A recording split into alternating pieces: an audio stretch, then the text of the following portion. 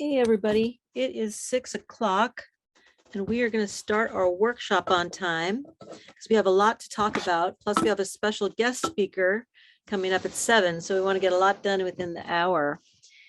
As you are joining, if you wouldn't mind going ahead and putting your name and affiliation in the chat, and particularly if you're a member of the advisory committee, or if you're on the sustainability commission subcommittee, go ahead and let everybody know that your name and affiliation. And if you aren't a part of one of those august bodies, welcome, because you are just as important at this meeting, because this is a public meeting where we're trying to get information from everybody who's interested in zero waste in Delaware County. And of course, that should be everybody. So go ahead and put your name and your affiliation in the chat. And we're going to get going with the presentation. Some of it's going to be a recap for those of you who have been with us on this journey. This is our third workshop, our third public workshop, and we've really had great feedback from members of the public and folks around the county. So I'm going to go ahead and share my screen, and we're going to go through our presentation. Can you guys see my screen all right? Give me a thumbs up or that looks good. I'll do the slideshow. There we go. Okay. Everybody should see some beautiful young women. David, you see that? Okay, good. And this is actually in direct response to Chuck Lacey, who was on our last meeting. And he's like, you always show pictures of forests and trees and, bodies of water. And it's really the people that are going to make the difference on zero waste. So this is an acknowledgement of that comment that, we really want to make a difference in the community. And all of these pictures are from a community garden here in Delaware County. So I thought it would be apropos, since later on in the agenda, we're going to be hearing from our guest speaker, Marvin Hayes from the Baltimore Compost Collective. And he is based out of a community garden in Baltimore. Okay, so here's our agenda for today. We are in the welcome and introduction section. If you are new to this, if you are new, go ahead and put your hand up, give us a shout out, give us a little high five, because we want to welcome you to the Delaware County Municipal Waste Management Plan Conference Series. And this is our last public meeting, although we will also have public hearings, and the meetings of our advisory committee are open to the public. So just check on our website, delcopa.gov/workshops, and that's where we'll put up all of our things you need to know to keep involved in this project within Delaware County. So we're going to just quickly hit on the guiding principles. We've been talking about that for 2 or 3 meetings. Mention the zero waste initiatives that we have been working on. And then Gary Liss is here with me. He is on our Zero Waste Associates team. And we're going to go over some of the implementation plan work that we've been working on. And if we have a bunch of folks, we may go into small group discussion. In other words, 2 groups. If that seems a little bit not necessary, we'll stay in the big group, but we'll see where we are when we get there.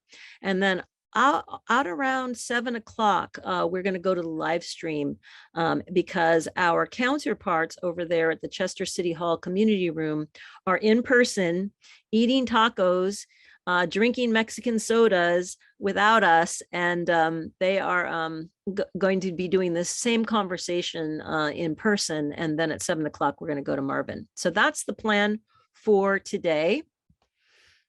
So just to remind everybody, oh, hi, Stephanie, are you new? Welcome. Okay, good. Yes, I am new. Welcome. So if you end up having any questions or, something doesn't make sense or you need more information, go ahead and ask it in the chat. And that goes for anybody who's new. And Gary or one of the advisory committee members will answer the question or we'll have time for discussion. So welcome everybody who's new. We want you all a part of this journey because Delaware County is on the path to zero waste. We are here. I am Ruth Abbey with Zero Waste Associates, along with my colleague, Gary Liss, and we are facilitating this workshop on behalf of the county. The county has asked us to help them as they are embarking on the planning process to update the 10-year municipal waste management plan. That's really why we're here, but it's kind of just an excuse because the timing coincides with the development of the Delaware County Sustainability Plan, which will also include a zero waste element. So part of our work working on the 10-year plan will influence, and there'll be some dialogue and interchange between the 10-year plan and the sustainability plan, and we'll meet into the middle on what the future in Delaware County for the municipal waste system is going to look like. The county has charged us with several outcomes of the planning process, including these three, which are to ensure that the county has sufficient processing and disposal capacity for its municipal waste for the next 10 years. That is a requirement of state law. The next two are from the county, guide the county's transition to sustainable methods of materials management using zero waste practices and following the zero waste hierarchy. And then ensure maximum feasible waste reduction of municipal waste and source separated recyclable material. So that's our charge. And then just a reminder for anybody who's new, that zero waste definition, what we mean by zero waste, there is an internationally peer-reviewed definition that was that we are guided by, which is the conservation of all resources by means of responsible production, consumption, reuse, and recovery of products, packaging, and materials without burning and with no discharges to land, water, or air that threaten the environment or human health. This is our guidepost. This is our aspirational goal. We probably won't get there in 10 years, but we're going to try. That's what we're all here today to discuss. This is the zero waste hierarchy, what that was mentioned in the outcomes of the planning process. And as you can see, the top of that hierarchy is rethink and redesign.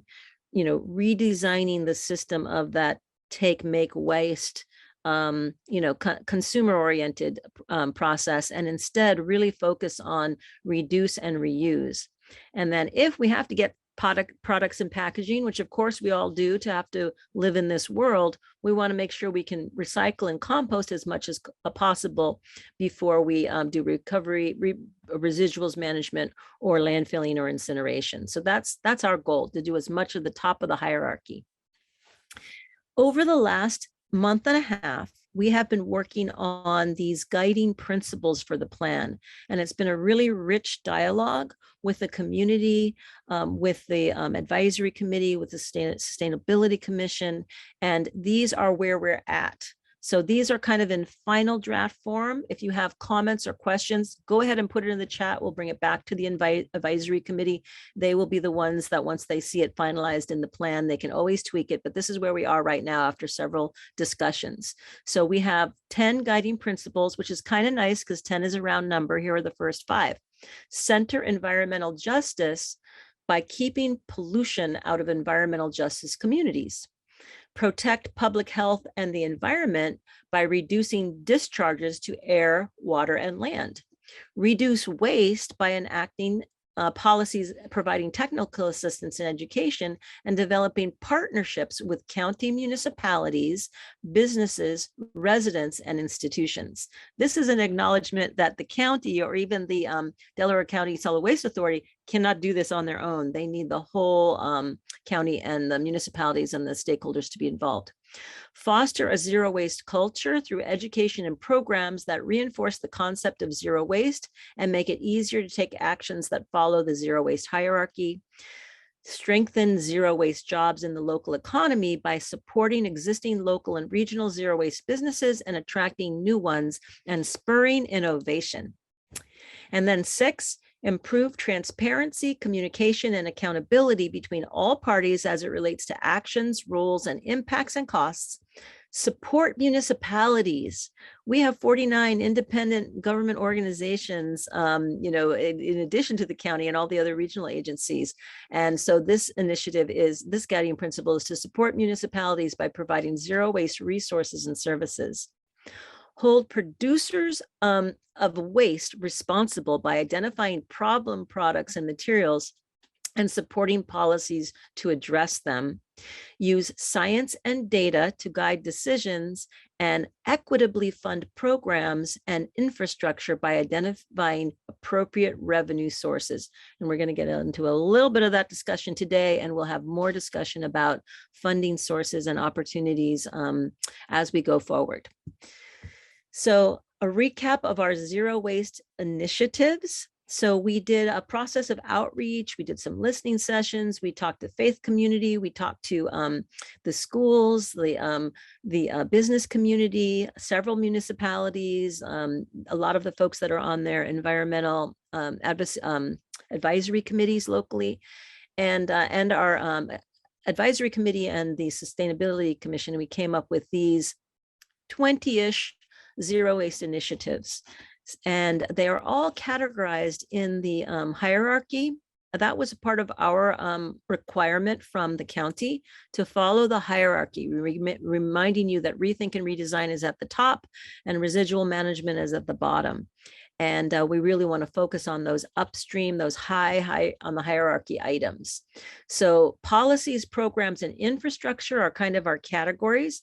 At our last workshop, we went into some more detail and had some discussion about these policies, programs, and infrastructure. We're going to have a little bit more of that tonight. And then anybody who wants to stick around and talk more, of course, we want to make that ourselves available.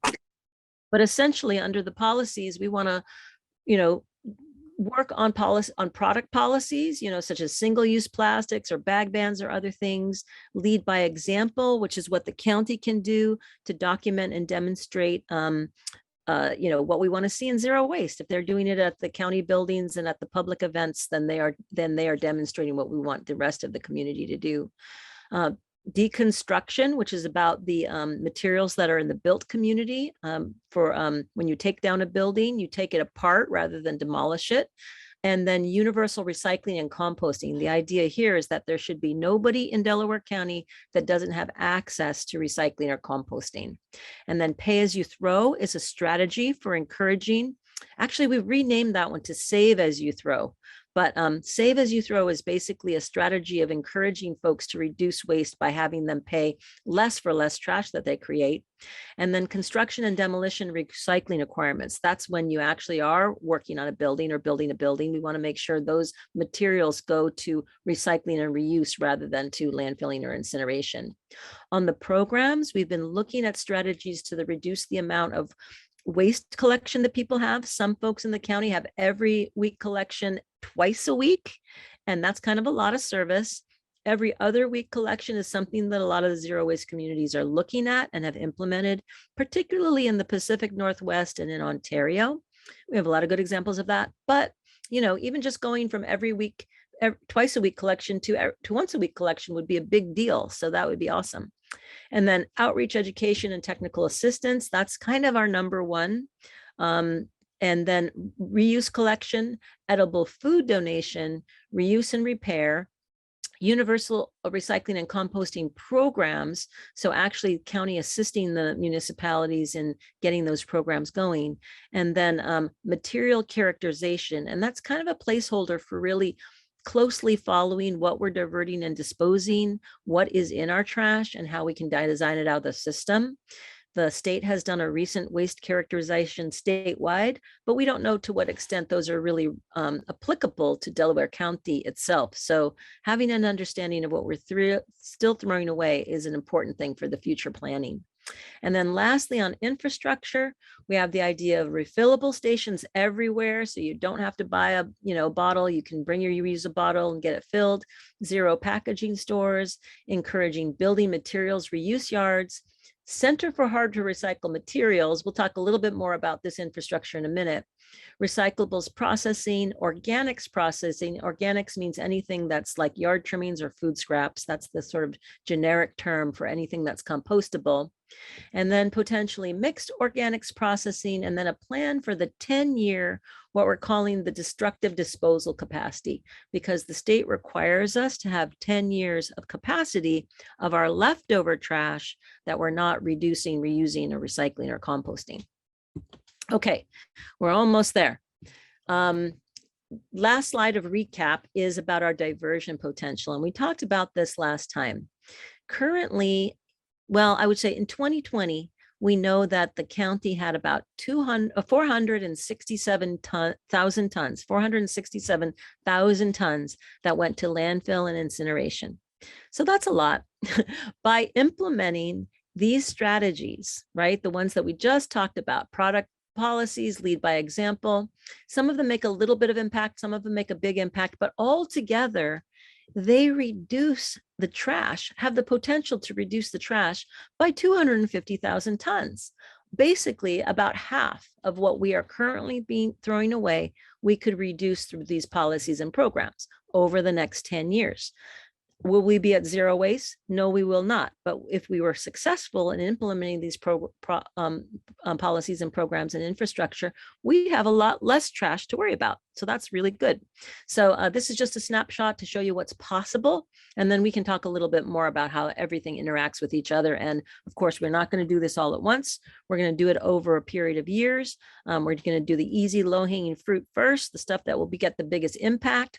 You know, we don't want to raise everybody's rates out of the roof. We want to make sure that you're taking advantage of all the grants that are out there, the private sector, the community groups. You know, we can all do this together by just trying a little bit harder. And the reason is because if you look at that largest bar, outreach, education, and technical assistance, the reason that has the most diversion potential is because we have so much infrastructure already available here in the county, because we have access to recycling, we have curbside recycling, we have drop-off recycling. A lot of us have curbside pickup of food scraps, or at least a few of us do. And of course, our yard trimmings are all diverted from disposal through the annual leaf collection. So we're already doing quite a lot. We just need to do a little bit more, all of us together, and then add some new policies and programs. And we're going to get very close to that 50% reduction, 54% reduction. Okay, new stuff. I'm going to pause there for a minute, because if we have new folks, I don't want you to feel overwhelmed. If you have questions that you put in the chat that you didn't get answered, go ahead and shout them out. Any questions? I don't want you guys to feel intimidated just because we kind of went through a lot of stuff fast. Ruth, I just want to highlight, in addition to Stephanie, Rebecca Phelan and Sarah Bannister indicated that they were new as well here. Welcome, you all. Do you have any questions?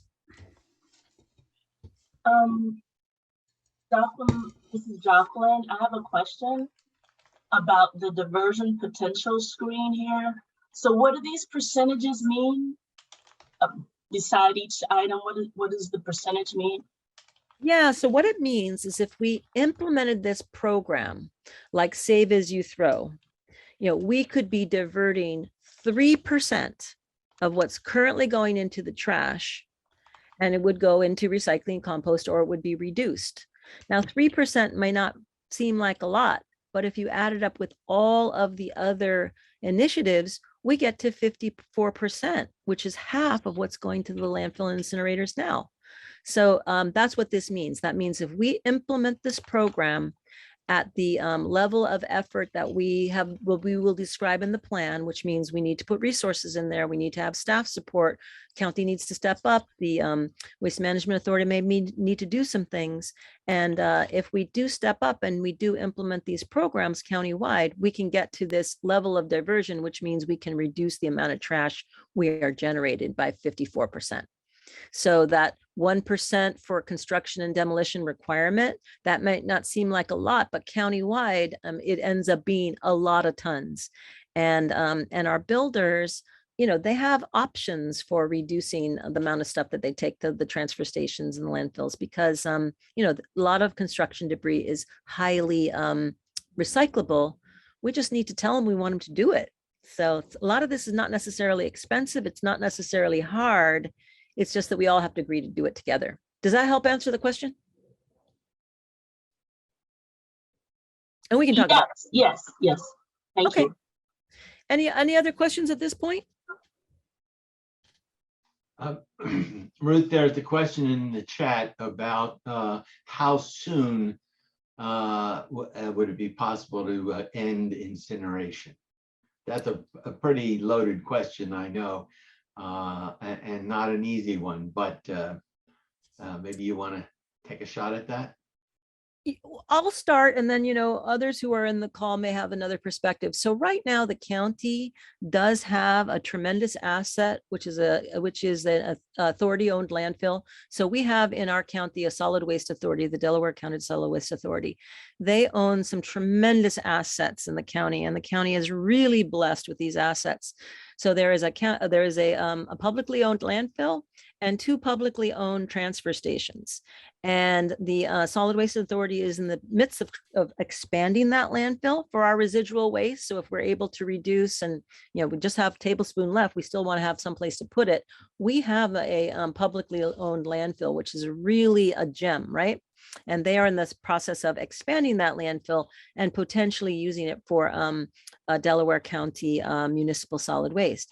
They are also looking really hard at their transfer stations because they are not well suited for long haul. In other words, of taking trash all the way to the landfill, which is over in Berks County. And so they are looking at improvements to those transfer stations to make it easier to do that. As a backstop, the authority has negotiated an extension to a contract with Covanta, which is the waste to energy facility that is here in Chester. Well, not here, there. The folks that are having the tacos right now are in Chester. So they do have a waste to energy facility there, Covanta, and there is a short-term contract that the authority has while the authority and the county and the municipalities are working on their system. They still have that waste energy contract for the next 3 to 5 years, but it's not a put or pay contract, which means that if we can reduce waste or we can divert some materials to landfills or other systems, we can do less incineration. I think the goal is to do it in as expedited a way as possible and as cost effectively as possible. And the big impediment right now is our fuel prices. I don't know if you have noticed that, but those of us who have to drive here or there and don't have an electric car, ugh, too bad for us. We have to buy fuel at whatever it is, $5, $6, $7 a gallon. Well, when you have to ask a transfer truck to drive long distances, that ends up being a lot of money. So we are a little bit stuck in terms of that cost factor, but anything is doable if you throw enough money at it, right? And so the Waste Management Authority is working on an analysis of what are the costs and benefits of different scenarios. Should they take more stuff to the landfill? Should they take less stuff to the incinerator? But I believe their goal is to go as expeditiously as possible. And it's up to the rest of the county, all the citizens, all the residents, all the ratepayers to say, yeah, move faster, raise our rates or whatever. Yeah, that would be a tough sell, but that's kind of where we are. So I would say that it is the goal of this 10-year plan to be moving from primary reliance on waste energy incinerator technology for disposal of solid waste to maximizing reduction, recycling, and composting of materials. Because as you can see, there are scenarios where with some effort, we can get to at least 54% reduction. So we only have about 250,000 tons per year left. We still have 250,000 tons left that have to go somewhere. And that will be a decision for the future, but those could be transferred eventually to the publicly owned landfill. Does that answer the question? Mostly. Let me, that answers the Covanta part. I also had a question about the Delcora part. Delcora burns sewage and industrial wastewater. They do have digesters. So apparently if they had enough digesters, I suppose if enough money went in, they would stop burning sewage and the area would stop smelling like sewage. And apparently some of the waste from Delaware County has been processed, I think, in Philadelphia, who's raising their rates. So Delcora wants to build a tunnel so they can burn more waste in the city of Chester. And we do have it in our scope of work to take a look at that situation, because we've been focusing on the solid waste. We have not really been focusing on what we would call the wet waste or the wastewater, but we do have it in our scope of work to take a look at that situation and see if there's something that we should be looking at recommending in terms of other alternatives for processing of wastewater and dealing with biosolids, sewage sludge. That's a really great question. It's the next thing to do after we get this done. So let's get to zero waste. Well, we're not going to get to zero waste, but let's put the zero waste plan to bed and then work on what the options are with regards to wastewater and biosolids, because, you know, when we're doing the great job reducing and recycling and composting, we need to look at other streams. Ruth, Well, there's several other questions. Stephanie asked, why does Chester not recycle? Well, I think Chester Recycles, they do have a recycling program. Is that the question? Do they have a recycling program? They have other week collection of recyclables in Chester. Does everybody get service? I don't know. That would be a good question. And is it enough frequency? I don't know. And do the folks show up? That might be another one. So those are really good questions, but I think that Might I say something? yeah, of course. I'm Stephanie, and I really do believe in recycling, and I can put my recycle out there. And on Wednesday, when they're supposed to pick it up, they come by Monday and take my recycle and put it in the trash and mix it with that and dough. And I never see them on Wednesday. You know what? That's a really good point. And I do think we've heard other parts of the county where there are concerns about the municipal collection program, that maybe even though we are paying for recycling, we're not getting the full complement of what we need. So one of the recommendations that we have that we're actually going to discuss tonight is to have a more universal system, because 49 municipalities are using their leveraging power to negotiate 49 different contracts for solid waste and recycling services. And could the county or could the authority step in and help negotiate better terms and better conditions with more guarantees, higher recycling rates, better education? I think we think so. And so I think maybe if the municipalities were interested in banding together, it either could be groups of municipalities, you know, like the ones regionally that are next to each other, could all say, we want to go out together, use our power of the purse together and buy the systems that we want, rather than just having 49 municipalities all have to negotiate their own deals. That's one of the things we want to talk about doing. And I think that could get to a better level of performance. But we can talk about that when we talk about the universal collection. The per capita production of trash in Chester is quite low. Okay, that's good. Good for Chester. Okay, shall we go ahead and move on? We can always do more breakouts in a minute. Gary, do you think we're ready to move on? Yes, there's a couple more questions, but we can discuss them further later. Okay, and go ahead and put them in the chat, and Gary and the advisory committee members may have the answers.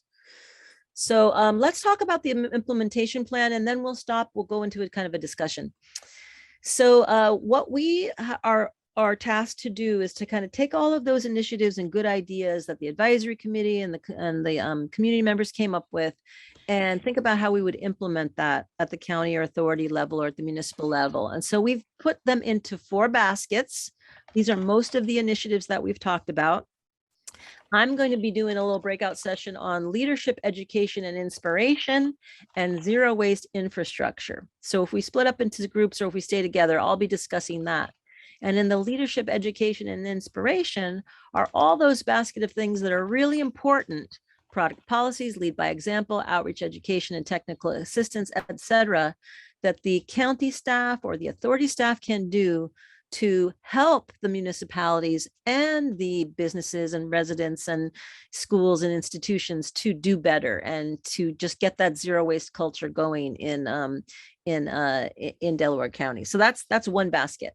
The other basket that I'm going to be talking about is the zero waste infrastructure. So in addition to things like transfer stations, landfills, and the waste to energy facility, we have other opportunities to invest in facilities that address different parts of what we throw away. So the Center for Hard to Recycle Materials would really just be drop-off centers for things that right now we don't know how to recycle or compost. It might be things like styrofoam blocks or e-waste or, electronics, things like that, that right now we shouldn't be putting them in the trash and we shouldn't be putting them in the recycling. So where do they go? They might go at a drop-off center, and it could be, at the community level, like a community garden.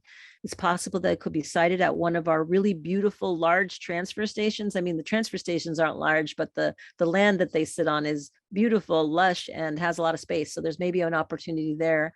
And then materials recovery facility.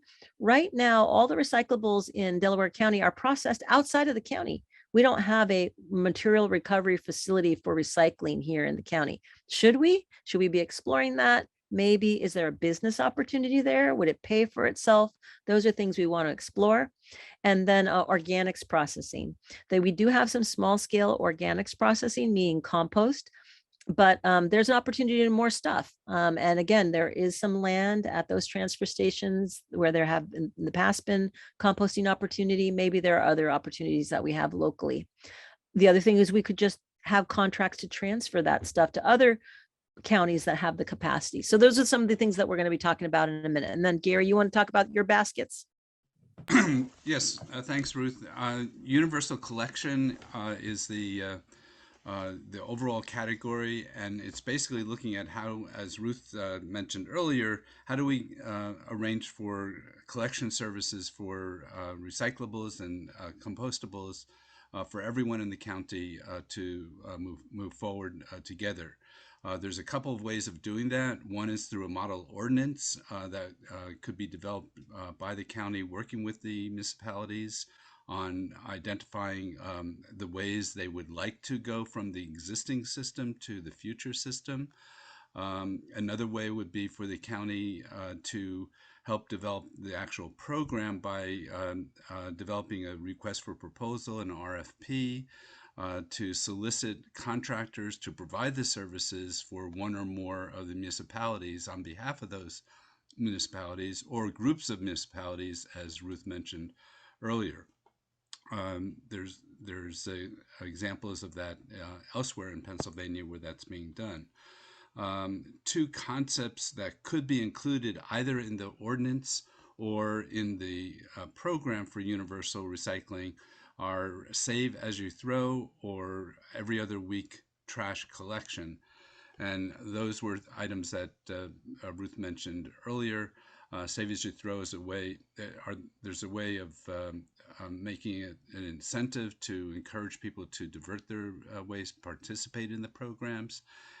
There's over 9,000 communities nationwide that have implemented that program. There's lots of ways of structuring it, but that's the basic idea. There's a lot of examples in the initiative description. And every other week is an opportunity to, once you have weekly collection of compostables, you don't necessarily have to collect trash as frequently as you currently do. Many communities in the county do collect twice a week for their trash.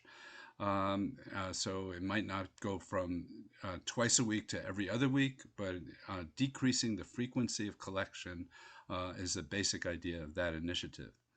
The second major category is building materials reuse and recycling. There we're looking at deconstruction, taking buildings apart, as Ruth mentioned, and not demolishing them and smashing them and destroying the value of all those resources. There's lots of opportunities for jobs to be created through deconstruction, local jobs, jobs that could create great pathways into the construction trades for those that get involved with that. Construction, demolition, recycling requirements is one of the sweet spots in the country for advancing huge amounts of materials to be recycled and composted.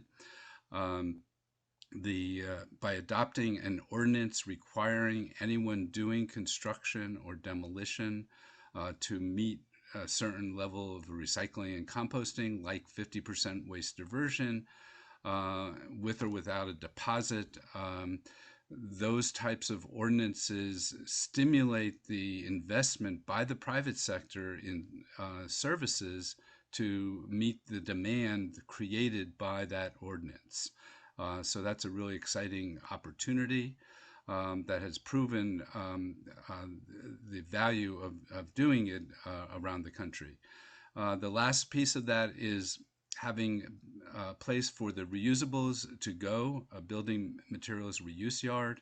And that's like Habitat for Humanity in Philadelphia. There's several others in Philadelphia that are mentioned, both private and nonprofit operations.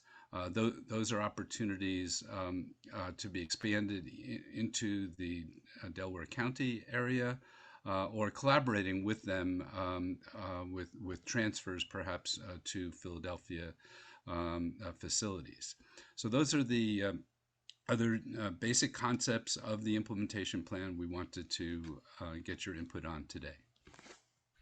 And now we have a decision to make about whether we want to stay all in a group together and talk about all these 4 ideas. Gary and I have a few more slides that go into the implementation steps. I'll just give you an example. So here are some of the steps. Here's some of the costs. Here's some of the people we would need to hire because everybody already has a job. And so we can go ahead and go through these as a big group, or Gary and I can like split into small groups and have some people go and talk about leadership and facilities, and the other group talk about universal collection and building materials. So maybe by a show of hands, who would like to stay in a big group versus going into a small group? Because we have about 45 folks on the line. When we're in small groups, sometimes people do more discussion.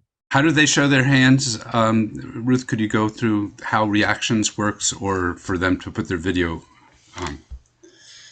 Yeah, you can either go at the bottom of the screen to that little reactions button and raise your hand, or you could just put your video on, or you could just shout out. Maybe there's just a consensus about whether we'd like to stay together or split up. We have about 24 minutes, 25 minutes before we think we'll be transitioning over to the guest speaker. So it may be just more efficient to stay together. What do you guys think? Anybody have a strong feeling about it? I vote to stay together. Stay together. Anybody feel like we need to split up? Stay together, yes. All right, let's stay together. All right. Is that okay with you, Gary? Are you seeing? Yeah, that's consensus. That looks good.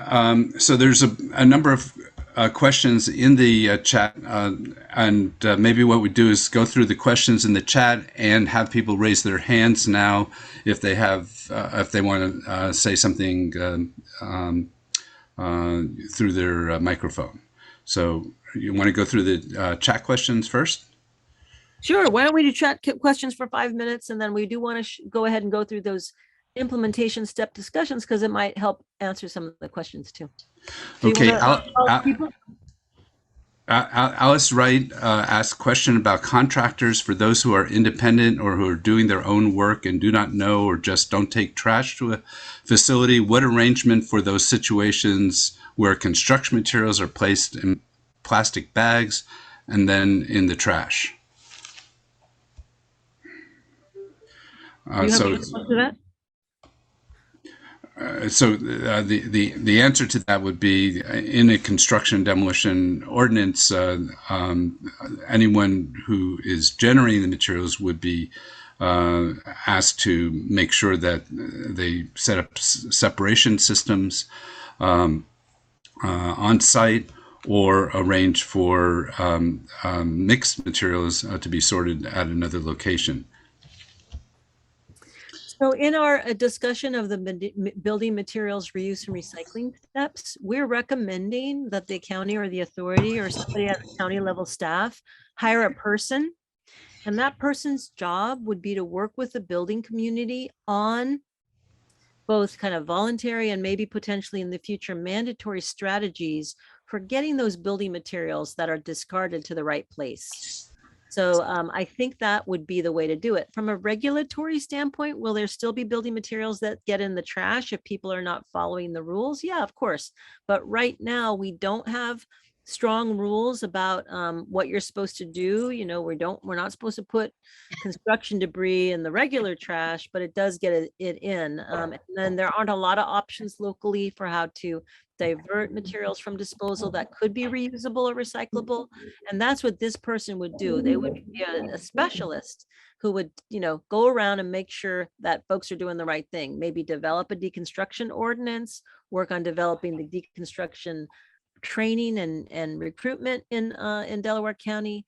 They could work on a grant program, you know, to help nonprofits who want to set up building materials yards or reuse centers. So that's kind of our strategy for how to deal with building materials, is to say, let's work on that policy and programming while we get some dedicated resources to help people. Because right now it may be out of ignorance, it may be out of inattention that they're not getting that good wood or really nice reusable fixtures or whatever it is. They may be throwing it away instead of getting it to somebody who would like to use it. Next question is from Sarah Bannister to everyone. What about providing free recycling bins and service to all of Delaware County, including Chester, instead of cutting waste pickups? What needs to happen to get to 0% of Delaware County's waste incinerated? You know, there are some free drop-off centers around town. I don't know if you happen to know, I don't have the map in front of me. Are there any in Chester, free drop-off centers? Is Jim here? Does he know? But that would be something that's doable, because there already is a program for free drop-off for recyclable materials in different parts of the county. And if there isn't one where you know you can get it in Chester, maybe that's an option. But Well, I'm from Chester and I've never seen one. okay, well, let's get that map out and figure out where they are. I think that's a great opportunity. Expansion of free drop-off centers is something that is relatively cost effective, and we already have it. We already have the capacity for it. We already have the infrastructure for it. Adding a few more bins would be good. But I think that, you know, trash is really convenient right now for people, and we want to make recycling as convenient for people. And so we really want, you know, as much as possible to have everybody have a really good recycling program and a really good composting program so that they don't have to work so hard. Great. Next question is from Stephen DiDonato. How does the Solid Waste Authority interact with elected officials in the county government? Oh, I don't know the answer to that. There are elected. Yeah, are you there? Hey, this is Jim. Yeah, I've actually answered that to everybody. Okay. So I've been trying to keep up with a couple of these to help you out. Okay. Awesome. All right. Perfect. You got a next one, Gary? I'm trying to stay ahead of Jim.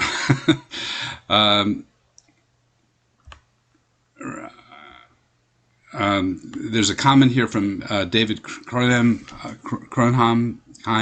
Ruth, rather than dealing with Covanta stuff first, which is underway, I'd prefer you to stop that and put your full focus on stopping a Delcora pipeline, because it will make things worse rather than continuing a bad situation like Covanta.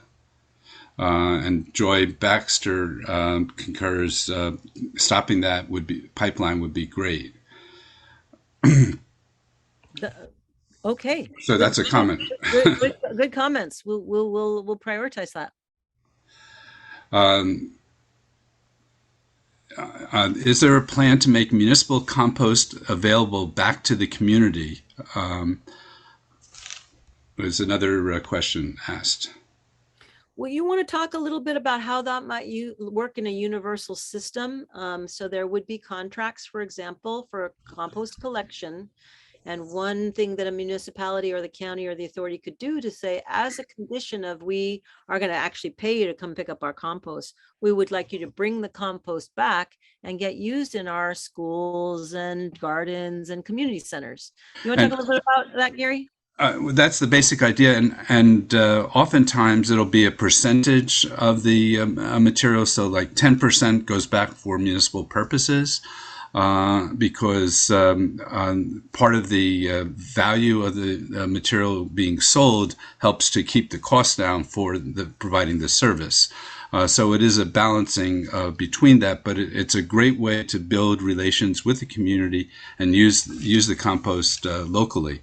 It's also a great way to focus initially until the markets are developed to put a lot of compost in parks and public facilities, landscaping, and things of that nature. And with the infrastructure funding that's coming down, all of the infrastructure projects could probably be encouraged to use compost locally and to make compostables available from any development work at those infrastructure projects. Next question is from Bob. Wait, before you move on, I just wanted to lop onto you and just say that the use of compost products and getting that back into our soils and sequestering that carbon is almost more important than diverting it from disposal. We need that good, rich soil amendment for our farms and our fields and our croplands, but we also, need that just to promote soil health, sequester carbon. When you will hear Marvin in a little bit, he'll tell you about the black gold that he makes in downtown Baltimore and how important it is to the ecosystem. So you're not really recycling unless you're buying recycled, and you're not really composting unless you're using compost products to get that back in the soil and making stuff grow. So I just want to add that in. Great. Ed Dreby says, is there a plan to deal with the range of municipal government's concerns to help reduce the solid waste stream? I think one of the key things that's come out of the presentation is that there's a lot of ways that the county could and should, as part of the plan, work with the municipalities, recognizing that not everyone will want to do exactly the same thing. So there's a combination of outreach and technical assistance, helping on contracts, development of the universal recycling and composting systems, developing model ordinances on construction, demolition debris, on deconstruction. So there's a lot of emphasis in the plan so far to work with the municipalities. If there are other ideas of how you'd like them to work with the municipalities, we'd love to hear either in the chat or later. Yeah, just let us know. So we did have a meeting with the COG, Council of Governments. We want to hear from the municipalities. We've had a lot of good participation from the folks that are on the environmental advisory committees, and they have a lot of influence in their cities and their towns, the folks are used to doing what they're used to doing. And I think they just need some models of what they could be doing different. They need to build trust. The county and the authority need to build trust with the municipalities. And I think that there's a really great opportunity to leverage the work that everybody's doing so hard and just make it streamlined and easier to get that technical assistance out there so that municipalities can get the services that they need at the cost that you're more equitable. I think that would be the goal. Great. Susan Edwards asks or comments, I think we've all been told that recycling is no longer possible since China stopped taking it. Is there actually recycling available? I would just respond briefly that the prices have come way back up. As of last year, they were some of the highest prices ever. The China news was 4 or 5 years old.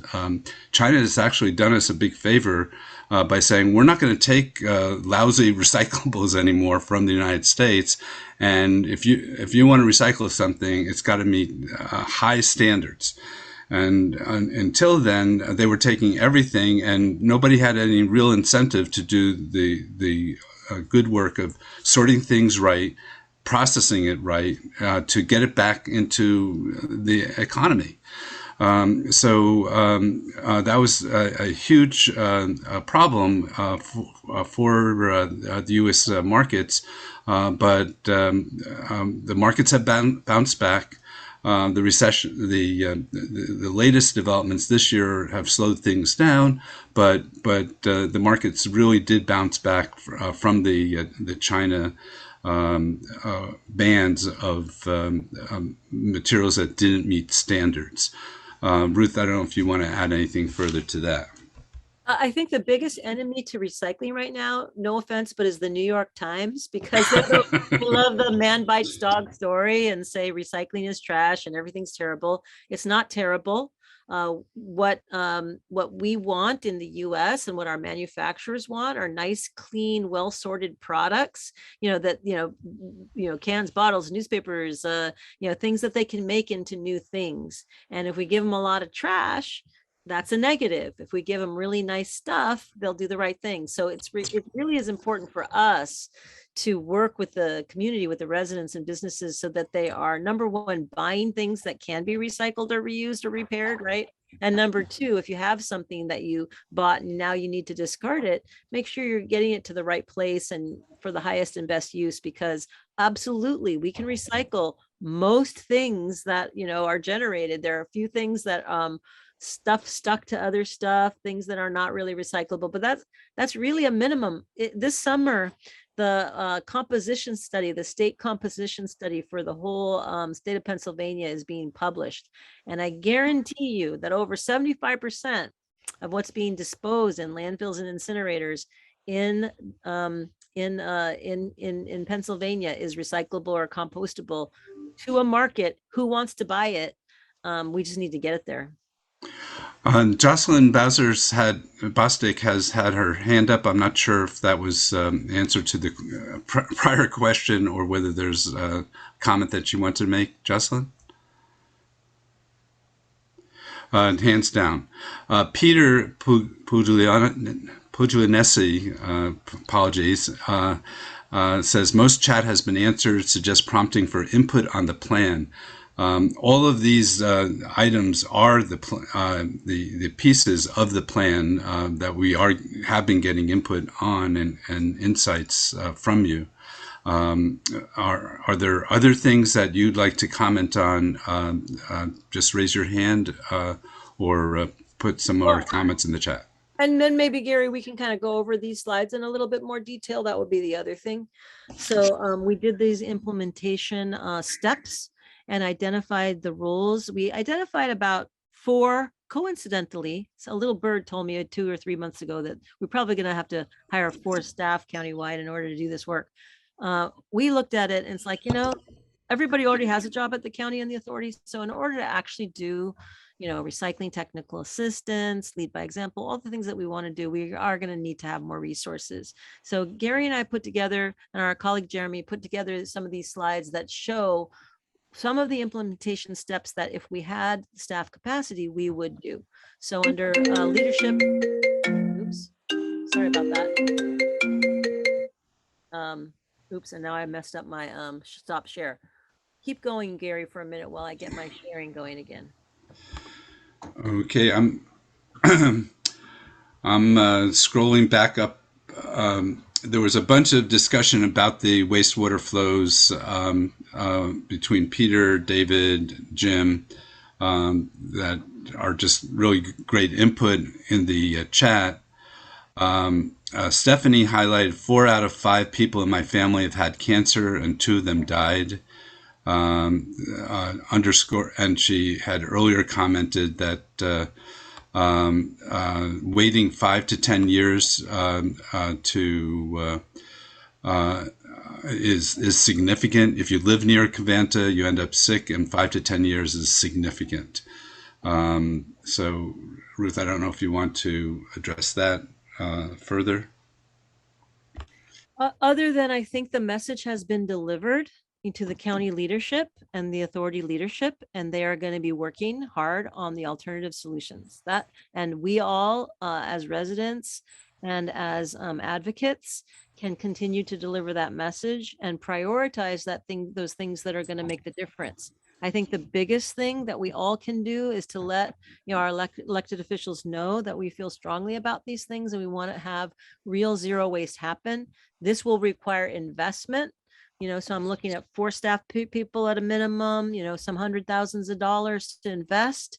It's probably a drop in the bucket compared to all the other things that we need to be doing. And there's resources out there. Gary, do you want to spend like 30 seconds and tell us what you've been researching in terms of all of the federal and state grants that we're not taking advantage of yet, but are right out there for the picking? Well, most of the emphasis through the Recycling is Infrastructure 2 campaign is on the new bipartisan infrastructure law, where billions have been allocated for reuse, recycling, composting initiatives.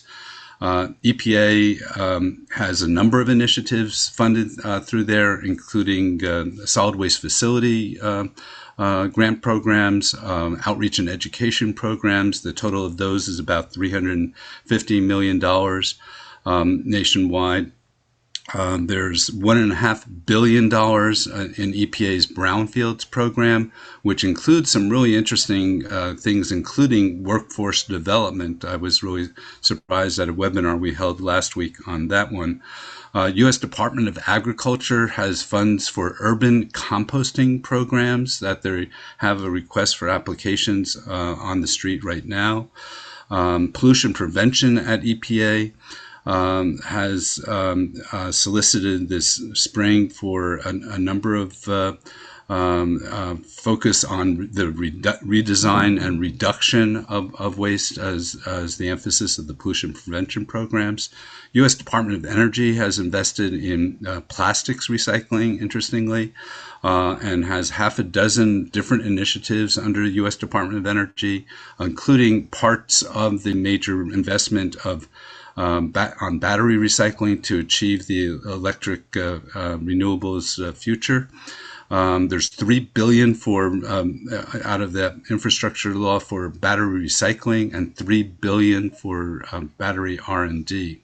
All of these are coming out in a steady stream of requests for application, RFAs, requests for proposals, and other tools available through the various federal agencies.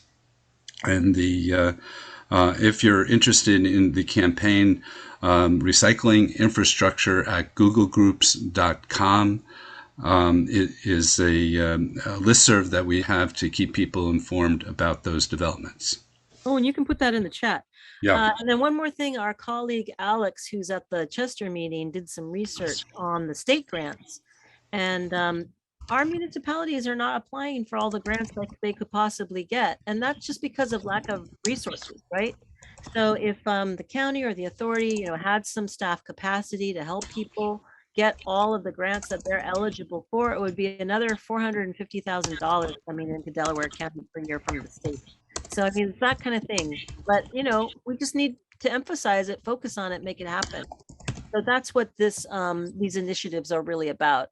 So how do folks feel about that concept of describing the implementation options by talking about it in terms of what, if you had staff capacity, you could accomplish, what the action steps and the book of business of what each of those staff persons can do. And then we make the case to county council, the waste authority, to others about the investment in that. So many of the things that are available out there are potentially even offset, by other funding opportunities. So it's not necessarily all just straight costs. Hiring a person is just going to pay, it's just going to cost money. They may have the opportunity to get grants and other things to help them deflect a lot of those costs. Do folks have, do you feel positive that we need to make that investment at the county level to help our residents, businesses, and municipalities on this? Ruth, there's a couple of comments in the chat. One is not clear what the monies to the right of the full-time employees is, and that's referring to either contractors or consultants needed to implement those different steps of the program. And Stephanie highlights it's a lot of money, but to lose half of your family is priceless. And now let's just take those really fast. So on this sheet, They would be going for that first one, the developing model programs and working on municipal buildings and county buildings. It's really an investment in ourselves, getting all of our town halls and civic buildings, recycling and composting, have all of our events be green events. That does require effort, boots on the ground, supporting that outreach. So that's a lot of what that is. So it's a part-time person, part-time of a person to organize that, but you also need to get some contractors, folks to help out to make that happen. Similarly, with comprehensive outreach technical assistance, you need some folks. It could be interns, it could be Civic Spark fellows, it could be anybody, but you do need some bodies to help implement programs going door to door at multifamily, talking about recycling and composting, helping out the faith groups. We met with the faith groups. They would love to have somebody come and talk to their congregations about how to recycle and compost. The schools all want help. That's what those numbers are. So in addition to sort of staff costs, we also need costs for other help and infrastructure. So then down at the Fix-It clinics, in order to do a Fix-It clinic, it costs about $2,000 to put one on. If we did 10 a year, that might be like $25,000. And then lastly, on that mini grant program, $100,000 for a mini grant, that's pretty small scale, but giving out $2,000 to a community group to do a community garden is very meaningful. So that's the idea of a mini grant program. And then just skipping ahead, I think are we live streaming already? Well, folks, that was awesome. Anybody who's still around and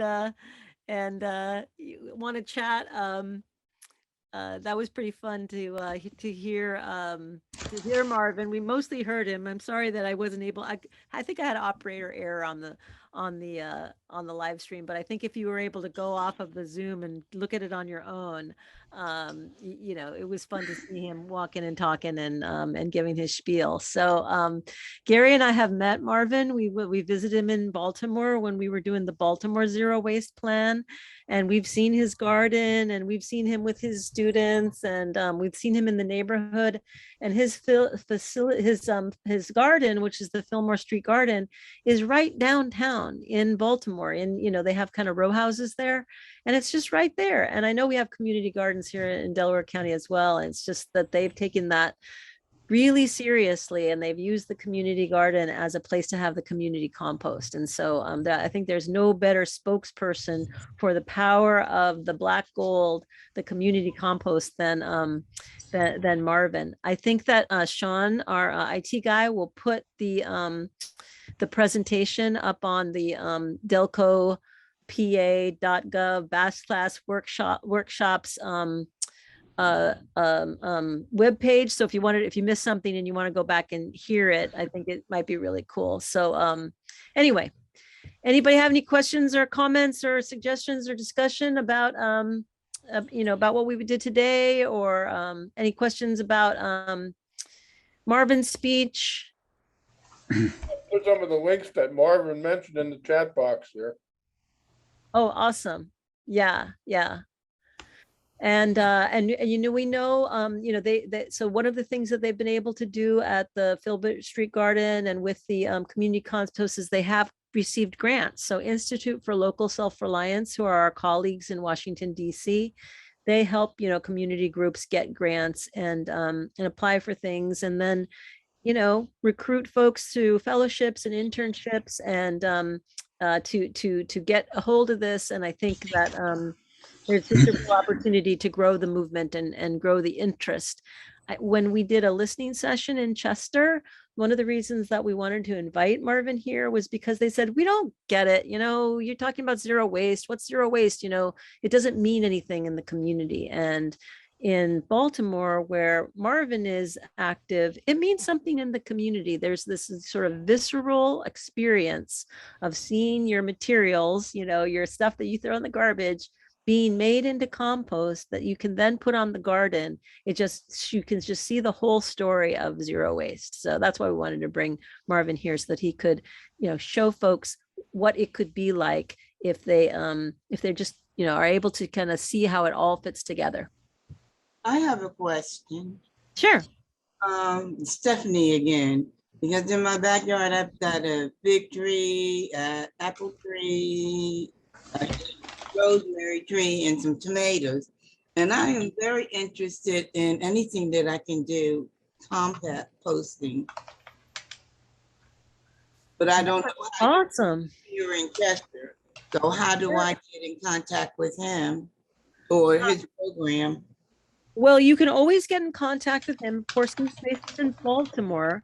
But I think what would be really great if there was interest, particularly that we're already at the community gardens, if they wanted to add a community compost item, one of the things that we could do, we could put in the plan, or we could just ask the county or the authority to start working on it, is can we get some grants to get to help the community gardens do community compost? And And- also home. And also home, because And home, yeah.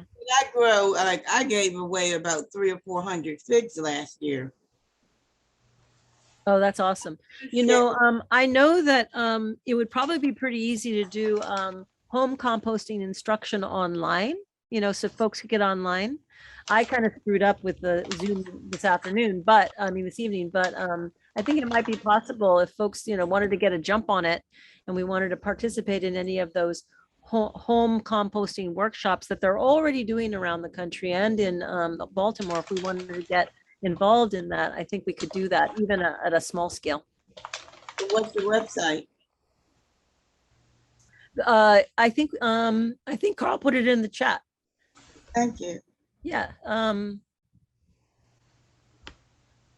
Yep. There you go. Good. Well, cool. Other questions or comments? I don't want to keep you guys. We scheduled to go to 7:30 and it's after 7:30. I think that Gary and I did what we wanted to do, which was to start the conversation about the implementation plan. Let me just tell you what the next steps are. So we're going to take this feedback. We're going to, you know, get some more feedback from the advisory committee. We're going to put a draft plan together, and the draft plan is you're going to see a lot about you've already seen in the draft plan, along with some information about, you know, funding sources and, you know, analysis and costs and recycling and greenhouse gas and health impacts and a whole bunch of other stuff. And we'll be circulating that around mid-July, maybe the third week in July. It's the 1st of July tomorrow. So we'll be doing that around the third week of July. And then on the 4th of August, we're going to have our advisory committee meeting. And those advisory committee meetings are open to the public. You can sign up through the website. The link is not there right now, but I will ask Owen from the county to put it there. You can sign up to go to those advisory committee meetings. We'll be having that first one to review the draft plan on August 4th. And then depending on how far we get, we may have another couple of meetings. We might have a meeting series. We'll just see how far we get and how the advisory committee and the sustainability committee feel about the drafts. But when we feel like it's in good shape, then we will circulate that around in the public and do a hearing at the county office. But I think we would also want to do some listening sessions. So if you wanted to invite us, particularly easy via Zoom, to any community meetings, or if you wanted us to hold something to go over any of elements of the plan, or if you just wanted us to invite Marvin or somebody to start teaching on home composting, we'd be happy to do that too. So we want to give the tools to the Delaware County folks, the keys to the car. Let's just drive away on our zero waste road. So that's what we really want to be doing. So we're working on the plan this summer. The next opportunity to talk about it will be on that August 4th meeting. It's at noon. So, it'd be on your lunch hour, but it's at noon, and that's where we'll be kind of reviewing and commenting on things. In the meantime, if any of you guys are on the advisory committee and you want to give us some comments on what the documents that you've received so far, we'll be kind of tying all those up in a bow that looks more like a plan with, writing and pictures and graphs and that sort of thing. And then we'll be making a presentation and getting your input so that this path to zero waste has some, has some wind behind the sails. Ruth, if I could just highlight, there was one comment in here by Alice Wright that Chester has a lot of land that could be used for urban gardens specifically, particularly government unused land. And that was a big part of the zero waste plan in Baltimore, to look at how does the community and nonprofit organizations in the community work with the government to tap not only government-owned land, but also land that is lying fallow, that's owned privately, but is just creating a attractive nuisance. And how do they address that? So that was a big issue in the Baltimore plan. If you'd like to have that be considered more in the Delaware County plan, now's the time to be calling for that type of idea. You guys see this poster, Reimagining Chester? Do you see that, Gary? Yes, yes. I'm just sharing it with you because down at the Chester meeting, they some of the folks from the county staff were there because they knew our workshop was going to be in Chester. They wanted to talk to folks about this grant that they're applying for. And I think that the context for it is that it could be anything. It's shovel-ready projects and workforce development projects. And the idea is, could these be around zero waste? Could we make these, plans that we do and resources that we apply for, could they be around zero waste initiatives? They probably could. I know Chuck shared with us that there have been so many plans that people have done to Chester. And what we really need is, Chester to feel like they're getting the plan, doing the plan themselves and getting what they really want in Chester. So if folks feel like they would like to give input on that grant, just put your name in the chat and I will put you in touch with Alyssa. She is the staff person who was down at the county, from the county, who was down in Chester, talking to folks about this poster. We didn't particularly talk about it because, we have expertise in it, but if you're interested in talking to her about it, I think this might be an opportunity to get some investment. There's a lot of federal investment right now. And if we could just tweak it to be the kinds of things that we want it to be, particularly on, rejuvenating the soil, creating zero waste opportunities. This is just the opportunity for us. So I just wanted to share that. And Stephanie, good luck with your surgery on August 3rd. Yeah. Thank you. Sorry about that. Well, it will be recorded, so we will be able to share it with you after the fact. So, all right. Well, anybody else for now, for tonight? Don't want to keep you guys forever. Thank you all for coming to our online version. It sounded like the on-site version was maybe a little bit more exciting, but there you go. Thank you all for coming tonight. We really appreciate it. All right, we'll see you soon. Bye, everybody. See you on the 4th. Happy 4th of July.